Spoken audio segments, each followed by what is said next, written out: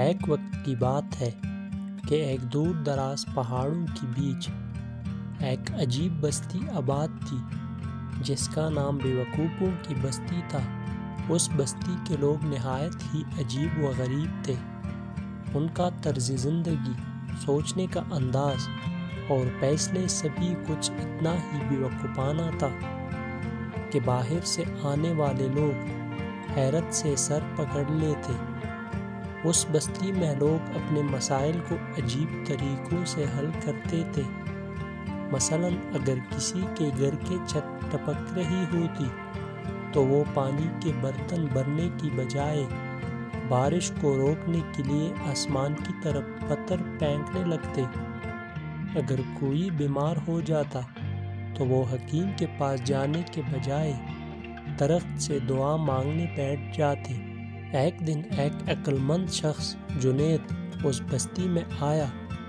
وہ ایک سیاح تھا اور دنیا بھر کی عجیب چیزیں دیکھنے کا شوقین تھا۔ جب اس نے بستی کے لوگوں کے حالات دیکھے تو حیران رہ گیا۔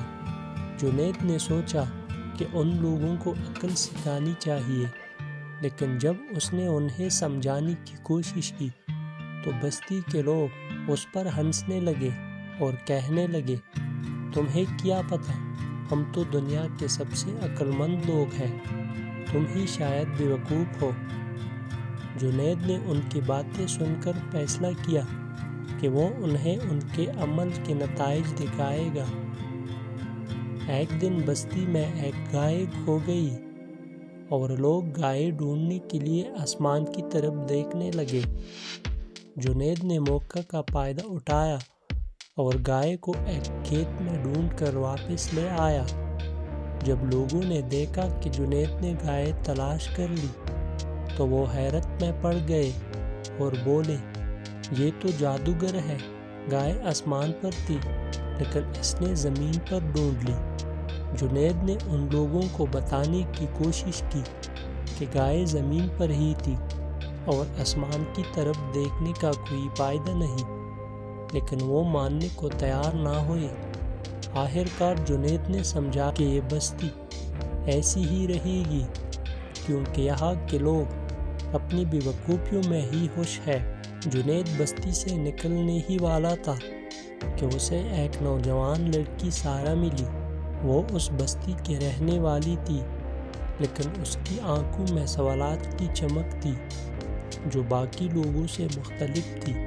سارہ نے جنید سے کہا، میں سمجھتی ہوں کہ ہمارے لوگ واقعی عجیب فیصلے کرتے ہیں، لیکن میں کچھ بہتر کرنا چاہتی ہوں، مجھے سکھاؤ کہ عقل مند بننا کیسے ہوتا ہے۔ جنید کو حیرت ہوئی لیکن خوشی بھی ہوئی کہ بستی میں کم از کم ایک شخص ایسا تھا جو بدلنا چاہتا تھا۔ اس نے سارہ کو دنیا کے بارے میں بتانا شروع کیا۔ اس نے اسے سکھایا کہ کیسے حالات کا تجزیہ کرنا ہے، مسائل کے عملی حل تلاش کرنا ہے اور زندگی میں آگے بڑھنے کے لیے محنت اور عقل کا استعمال کرنا ہے۔ چند ہفتوں میں سارہ نے بہت کچھ سیکھ لیا۔ وہ بستی واپس گئی اور اپنے لوگوں کو مثالوں کے ذریعے سمجھانے لگی۔ ایک دن جب بستی کے کنویں کا پانی خشک ہو گیا تو لوگ دعائیں کرنے اور آسمان کی طرف دیکھنے لگے۔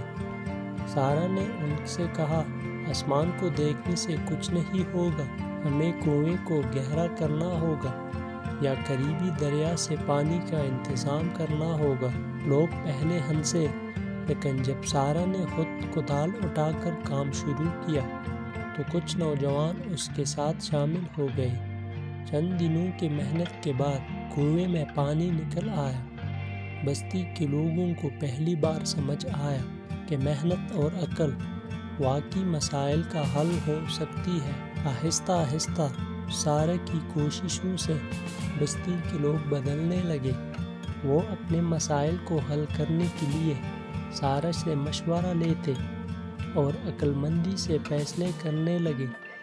بستی میں خوشحالی آنے لگی اور وہ بے وقوفیوں کی بستی کہلانے کے بجائے دانشمندوں کی بستی بن گئی۔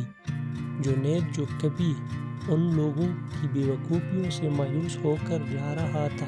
جب کئی سال بعد واپس آیا تو یہ دیکھ کر حیران رہ گیا کہ بستی میں اب دانشمندی، تعاون اور ترقی کی روشنی پھیل چکی تھی۔